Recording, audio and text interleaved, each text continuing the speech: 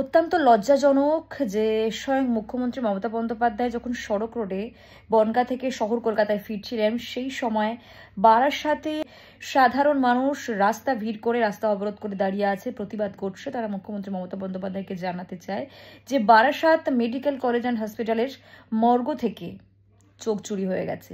চোখ মর্গ থেকে চুরির অভিযোগে বিক্ষোভের মধ্যে হঠাৎ মুখ্যমন্ত্রীর কনভয় পরিবারের সঙ্গে কথা বলে তদন্তের আশ্বাসে উঠল অবরোধ। আমরা এতদিন জানতাম আমাদের রাজ্যে শাসক দলের নেতা নেত্রীরা বিভিন্ন রকমভাবে দুর্নীতির দায়ে চোর তকমা পেয়েছে। কয়লা চোর, বালি চোর, মানব পাচার থেকে শুরু করে, চাকরি চোর থেকে শুরু করে, চাল ডাল সবকিছু চোর। কিডনি পাচার পর্যন্ত আমরা জানলাম, শিশু পাচার পর্যন্ত আমরা জেনেছি, কয়েকদিন আগে মানব পাচার জানতে পেরেছি। আর আজকে মুখ্যমন্ত্রী মমতা বন্দ্যোপাধ্যায়ের কাছে নালিশ করছেন যে সরকারি হসপিটালের মর্গ থেকে চোখ চুরি হয়ে গেছে। বুঝতে পারছেন চুরি কোন পর্যায়ে গিয়ে পৌঁছেছে, যে মৃত দেহের চোখ পর্যন্ত চুরি হয়ে যাচ্ছে। কারা এরা? কোন রাজ্যে বসবাস করছি আমরা, যেখানে স্বয়ং মুখ্যমন্ত্রীকে এই ধরনের নালিশ শুনতে হচ্ছে, এই ধরনের অভিযোগ শুনতে হচ্ছে, এই ধরনের প্রতিবাদের সম্মুখীন হচ্ছে মমতা বন্দ্যোপাধ্যায়?